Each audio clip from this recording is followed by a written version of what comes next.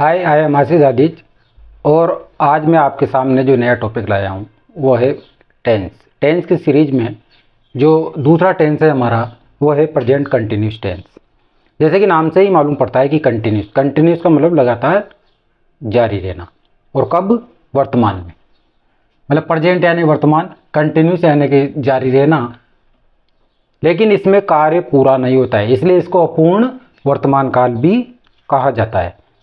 यानी कि कार्य किसमें? वर्तमान में जारी रहता है।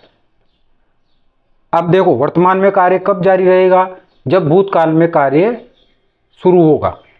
भूतकाल में कोई कार्य शुरू होता है और वो कार्य अभी वर्तमान में निरंतर जारी है, तो वहां पर कौन सा टेंस आएगा? Present continuous tense. लेकिन हमको ये मालूम नहीं पड़ता है कि कार्य किस समय चालू हुआ। भूतकाल में कार्य तो चालू हो चुका है, लेकिन किस समय चालू हुआ, तो यहाँ पर टाइम का हमको मालूम नहीं पड़ता है। इसीलिए इसको अपूर्ण वर्तमान काल भी कहते हैं। और कार्य क्या है? वर्तमान में जारी रहता है। ठीक, तो हम देखते हैं कि हिंदी में इसकी पहचान क्या है। हिंदी में पहचान है रहा है, रही है, रहे हैं। ये पहचान आपको याद होगी। लेकिन एक दूसरी पहचान और है, हुआ है, हुई है और हुए हैं। जैसे कि राम छत पर बैठा हुआ है। अधिकतर यही याद रहता है, रहा है, रही है, रहे हैं। लेकिन कभी सेंटेंस ऐसे आ जाए कि राम छत पर बैठा हुआ है, तो फिर वो कौन से टेंस में बनेगा? तो वो भी किस में बनेगा? प्रेजेंट कंटिन्यूस टेंस में। तो इसके स्ट्रक्चर की जब हम बात करते हैं तो स्ट्रक्चर में आता है यहाँ पर सब्जेक्ट, सबसे पहले सब्जेक्ट, फिर इज, एम, आर, फिर वर्ब की फर्स्ट फॉर्म में आईएनजी और ऑब्जेक्ट। ये जितने भी कंटिन्यूस है, पूरे 12 टेंसों में 6 कंटिन्यूस होते हैं। तो जितने भी कंटिन्यूस होते हैं उनमें वर्ब की फर्स्ट फॉर्म के साथ आईएनजी का इस्तेमाल किया जाता है। वो मैं आपको आगे बताऊंगा।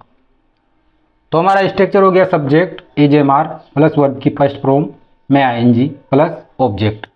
अब इज किसके साथ लगता है, एम किसके साथ लगता है और आर किसके साथ लगता है? तो ही, सी, इट और सिंगुलर और कोई नाम हो तो वहाँ पर हम किसका प्रयोग करेंगे? इज का प्रयोग करेंगे। और आई के साथ हम किसका प्रयोग करेंगे? एम का। इसी तरह वी, यू, दे और कोई भी बहुवचन हो तो वहाँ पर हम किसका प्रयोग करेंगे? आर का। ठीक, ये बात समझ में आई होगी आपको कि कोई भी सिंगुलर हो तो वहाँ पर इज का प्रयोग किया जाएगा, आई के साथ एम का प्रयोग किया जाएगा, और बहुवचन हो या वी, यू, दे हो तो वहाँ पर किसका प्रयोग किया जाएगा? आर का प्रयोग किया जाएगा। ठीक, हम चलते हैं, पहला सेंटेंस लेते हैं। वे टीवी देख रहे हैं। पहला एग्जाम्पल है, वे टीवी देख रहे हैं। ठीक, तो इसको बनाते हैं हम, इसकी इंग्लिश बनाते हैं। अब देखो, यहाँ पर वाक्य की जो पहचान है वो है क्या है? रहे हैं। और जो मेन वर्ब है वो क्या है? देखना। ठीक, अब यहाँ पर थोड़ा सा कंफ्यूजन होता है। 3 वर्ब है, सी, लुक और वॉच। सी यानी भी देखना होता है, लुक यानी भी देखना होता है, और वॉच यानी भी क्या होता है? देखना। तो इनमें अंतर क्या है? यहाँ पर कौन सी आएगी? देखने के लिए 3 वर्बें हैं, सी यानी देखना, लुक यानी भी देखना और वॉच यानी भी देखना। लेकिन आएगी कौन सी? यहाँ थोड़ा कन्फ्यूजन होता है अक्सर बच्चों को। तो देखो, सी तो हम कब यूज करते हैं? जब हम, लुक तो हम कब यूज करते हैं? जब किसी पर्टिकुलर पॉइंट की तरफ हम देखते हैं, तो वहाँ पर किसके लिए यूज किया जाए? लुक। और कोई भी स्क्रीन है, जैसे मोबाइल है, टीवी है, लैपटॉप है, इसको हम जब देखते हैं तो वहाँ पर वॉच का इस्तेमाल किया जाता है। अन्यथा और अदरवाइज हम किसका प्रयोग करते हैं? सी का प्रयोग करते हैं। अब देखो, यहाँ पर क्या है? टीवी, तो एक स्क्रीन है, तो वहाँ पर किसका प्रयोग किया जाएगा? वॉच का। तो इसको हम बनाते हैं। तो यहाँ देखने के लिए कौन सी मेन वर्ब आएगी? वॉच। अब देखो, यहाँ पर सबसे पहले हम किसी भी वाक्य को हिंदी टू इंग्लिश बनाते हैं तो सबसे पहले हम किसको देखते हैं? सब्जेक्ट। सब्जेक्ट यहाँ पर क्या है? वे क्या है? बहुवचन। तो यहाँ क्या आएगा, दे। अब जब बहुवचन है तो किसका प्रयोग किया जाएगा वहां पर, आर का। तो दे आर वाचिंग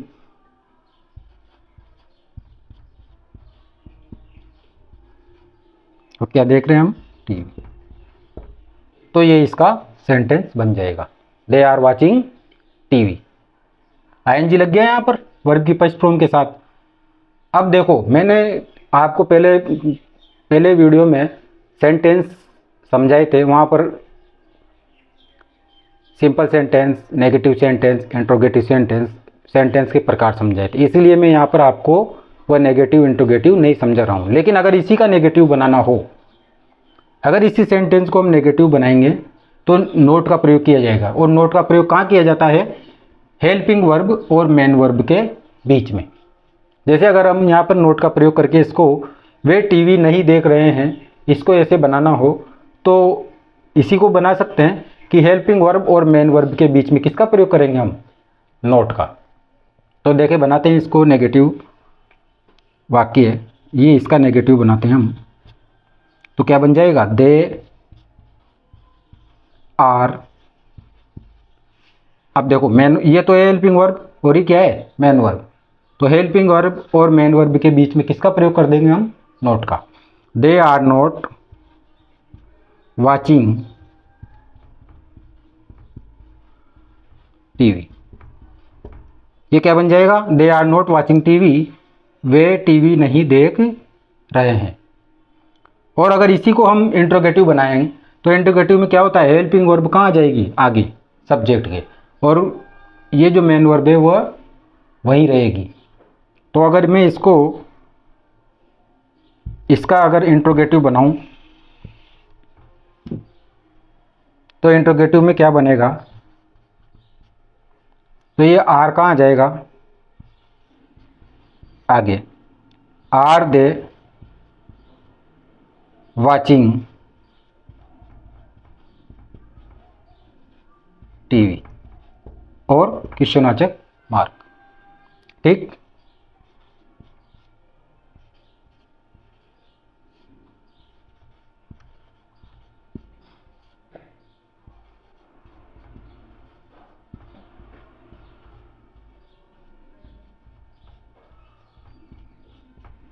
यहाँ तक आपको आशा करता हूँ बात समझ में आई होगी।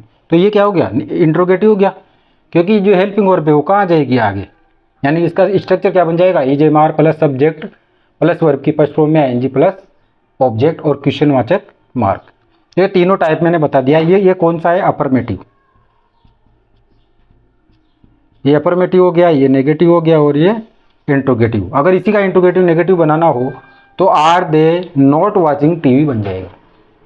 आर दे नोट यहाँ आ जाएगा, वाचिंग और टीवी। तो ये इंट्रोगेटिव नेगेटिव बन जाएगा। ठीक, अब नेक्स्ट सेंटेंस है, तुम कमरे में बैठे हुए हो। जरूरी नहीं है कि वो वहाँ पर रहे हैं ही दे। तो यहाँ पर बैठे हुए हो तो कंफ्यूज हो जाते हैं बच्चे कि ये कौन से टेंस में जाएगा। तो बैठे हुए हो, हुए हैं या हुए हो, बात एक ही है। तो यहाँ पर बन जाएगा इसका यू आर, यू के साथ क्या लगेगा, आर। और बैठने के लिए सीट, सीट यानी बैठना, तो यहाँ पर क्या आ जाएगा, सिटिंग। कमरे में यानी कि कमरे के अंदर, तो वहाँ पर प्रीपोजिशन किसका इस्तेमाल किया जाएगा, in. You are sitting in the room. ठीक, तो यहाँ तक आपको बात समझ में आई होगी, you are sitting in the room. तो देखो एक बार और मैं रिवाइज करा रहा हूँ कि इसकी पहचान रहे हैं। और स्ट्रक्चर है, स्ट्रक्चर में आएगा सब्जेक्ट इजेमार और वर्ब की फर्स्ट फॉर्म में आईएनजी और ऑब्जेक्ट, और ये वाक्य बनाने का प्रकार। ठीक, अब देखो एक थोड़ी सी यहाँ ध्यान देने वाली जो बात है कि संवेदना सूचक क्रियाओं का कंटिन्यूस में प्रयोग नहीं होता है। संवेदना सूचक क्रियाओं का कंटिन्यूस में प्रयोग नहीं किया जाता है। उनका प्रयोग कौन से टेंस में किया जाएगा, इंडिफिनिट में। कौन कौन सी क्रियाएं हैं मुख्य, लाइक यानी पसंद करना, डिसलाइक यानी कि नापसंद करना, लव यानी प्यार करना, हेट यानी नफरत करना, वांट यानी चाहना, बिलीव यानी विश्वास करना, होप यानी आशा करना, फॉरगिव यानी भूल जाना। आप इनके पीछे आईएनजी नहीं लगा सकते। ठीक, जैसे कि यहाँ पर ये कुछ वर्ब है जो आपको याद ही रखनी पड़ेगी। इनके पीछे आईएनजी का इस्तेमाल नहीं किया जाता है, ये इंडिफिनिट में ही प्रयोग की जाती है। ठीक, जैसे कि एक उदाहरण ले लो, जैसे यहां पर ले लिया आई हेट यू, यानी कि मैं तुमसे नफरत करता हूं। अब देखो यहां पर किस में आ गया, इंडिफिनिट में बनाइए, जबकि यहां पर क्या होगा, आईएनजी फॉर्म नहीं बनेगा। ठीक, तो मैं आशा करता हूं आपको यहां तक समझ में आया होगा। आप चाहो तो इसका स्क्रीनशॉट ले लो। तो प्रेजेंट कंटिन्यूअस टेंस में हमने देखा कि सब्जेक्ट मार प्लस वर्ब, फर्स्ट फॉर्म में आईएनजी और ऑब्जेक्ट, ये इसका स्ट्रक्चर है। अब इसका मेन यूज कहाँ पर होता है, या इंग्लिश में जो सेंटेंस होते हैं जो फिल इन द ब्लैंक्स बनवाते हैं, तो वहाँ पर किस तरह से इसका प्रयोग किया जाता है, कैसे वाक्य को पहचाना जाता है। तो action using at the time of speaking, यानी कि इस टेंस का प्रयोग action using eight this time of speaking, यानी कि बोलते समय कार्य जारी रहता है। ठीक, तो कैसे हैं कि the students are reading English at this time, कि स्टूडेंट इस समय क्या कर रहे होंगे, इस इंग्लिश पढ़ रहे हैं। ठीक, सीता इस समय गाना गा रही है, यानी कि पास्ट में तो कार्य चालू हो गया, लेकिन वो अभी भी गाना गा रही है, लेकिन किस समय चालू हुआ ये हमको मालूम नहीं है। स्टूडेंट है, वह पास्ट में पढ़ना उन्होंने चालू किया, लेकिन ये मालूम नहीं पड़ रहा है समय का कि कब से उन्होंने स्टूडेंटों ने पढ़ना स्टार्ट किया है। ठीक, तो कोई भी सेंटेंस जो पास्ट में चालू होता है और वर्तमान में वह जारी रहता है, तो वहाँ कौन से टेंस का इस्तेमाल किया जाता है, प्रेजेंट कंटिन्यूस टेंस का। अब नेक्स्ट है परिस्थिति परिवर्तन की सूचना के लिए। कोई भी परिस्थिति चेंज होती है, यानी कि किसी एक अवस्था से दूसरी अवस्था में अगर परिस्थिति चेंज होती है, तो वहाँ भी कौन से टेंस का इस्तेमाल किया जाता है, प्रेजेंट कंटिन्यूस टेंस का। जैसे कि एग्जांपल है कि the ice is slowly turning into water, यानी कि कोई बर्फ़ है वो धीरे धीरे क्या होती है, पिघल जाती है, किस में, वाटर में चेंज हो जाती है। तो पहले तो वो कौन सी अवस्था में थी, ठोस में, क्योंकि वो बर्फ़ थी। अब वो किस में, लिक्विड स्टेट में कन्वर्ट हो गई। तो यहाँ पर कौन से टेंस का प्रयोग किया है, प्रेजेंट कंटिन्यूस टेंस का। द आइस इज स्लोली, ये स्लोली क्या है, एडवर्ब है यहाँ पर, धीरे धीरे। स्लोली क्या है, एडवर्ब। टर्निंग इनटू वाटर, यानी कि जल या पानी के अंदर कन्वर्ट हो रही है या बदल रही है। ठीक, तो वहाँ भी कौन से टेंस का इस्तेमाल किया जाता है, प्रेजेंट कंटिन्यूस टेंस। इसी तरह कुछ एडवर्बिल्स है जो वाक्य में अगर आते हैं तो वहाँ भी हम प्रेजेंट कंटिन्यूस टेंस की इस तरह से हम वाक्य को पहचान सकते हैं अधिकतर। लेकिन अगर कोई दो सेंटेंस मिले हो तो वहाँ पर फिर थोड़ी सी कंडीशन चेंज हो जाती है, वो मैं आपको आगे बताऊँगा। तो कौन कौन से एडवर्बिल्स है, जैसे नाउ, एट प्रेजेंट इस समय, एट दिस मोमेंट इस क्षण, स्टिल टुडे आज, दीज डेज इन दिनों, नाउ डेज आजकल, एट दिस टाइम इस समय।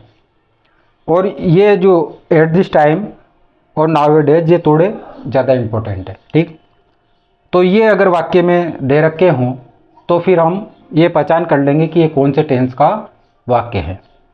एक बार और देख लो, now, at present, at this moment, still, today आज, दीज डेज इन दिनों, नाउ डेज आजकल, एट दिस टाइम इस समय। जैसे कि पहला सेंटेंस है the sun is shining now, यानी कि सूर्य अभी चमक रहा है। अब देखो यहाँ पर हमको एक पहचान मिली, नाउ जो एडवर्बिल है। दूसरे सेंटेंस में देखो तो यहाँ पर देखिए जाए दीज डेज इन दिनों, तो कौन से टेंस में बनाइए? प्रेजेंट कंटिन्यूस टेंस में। यहाँ पर खाली जगह दे सकता है वो वर्क, और ये भरवा सकता है, जैसे कि ऐसे कि यहाँ पर ये इसको हटा के और यहाँ पर वर्क, तो फिल इन द ब्लैंक्स भरवा रहा है वो इस सेंटेंस में। मान लो कि वर्क दे रखा है उसने और वो भरवा रहा है, तो कैसे पहचाना जाएगा कि यहाँ पर हमको दिख रहा है दीज डेज, इन दिनों, तो इससे मालूम पड़ेगा कि कौन से टेंस का है? प्रेजेंट कंटिन्यूस टेंस का। तो प्रेजेंट कंटिन्यूस टेंस का वाक्य है, तो प्रेजेंट कंटिन्यूस टेंस में क्या लगता है? इज, एम, आर और वर्ब की फर्स्ट फॉर्म में आईएनजी। तो यहाँ पर बहुवचन है, बहुवचन होगा तो फिर क्या लगेगा? यहाँ पर आर, और वर्क है तो वर्क की फर्स्ट फॉर्म के साथ क्या लग जाएगी? आईएनजी। तो यहाँ पर क्या हो जाएगा? वर्किंग। इस तरह से फिल इन द ब्लैंक्स भी भर सकते हैं। ये तो मैंने आपको समझाने के लिए बताया है। तीसरा सेंटेंस है सी इज ग्रोइंग प्लांट्स टुडे। अब यहाँ पर पहचान क्या है? यहाँ टुडे, आज। सी इज ग्रोइंग प्लांट्स टुडे, वह आज पौधे उगा रही है या लगा रही है। The plants is growing day by day. अब देखो दिन प्रतिदिन, अब दिन प्रतिदिन कोई पौधा है वो बढ़ रहा है, तो कौन से टेंस में? कार्य जारी है ना। तो द प्लांट्स इज ग्रोइंग यानी कि पौधा, इज ग्रोइंग यानी कि बढ़ रहा है, डे बाय डे या ग्रो हो रहा है। I am reading English at this moment. अब यहाँ पर क्या पहचान आ गई? एट दिस मोमेंट, इस समय। I am reading English at this moment, मैं इस समय या इस क्षण, मोमेंट का अर्थ होता है क्षण। मैं यहाँ पर आप टाइम भी कर सकते हो, एट दिस मोमेंट या टाइम, यानी कि इस क्षण या इस समय इंग्लिश पढ़ रहा हूं। तो ये इस तरह से हमने कुछ वाक्य देखे प्रेजेंट कंटिन्यूस टेंस के। तो मिलते हैं नेक्स्ट वीडियो के साथ।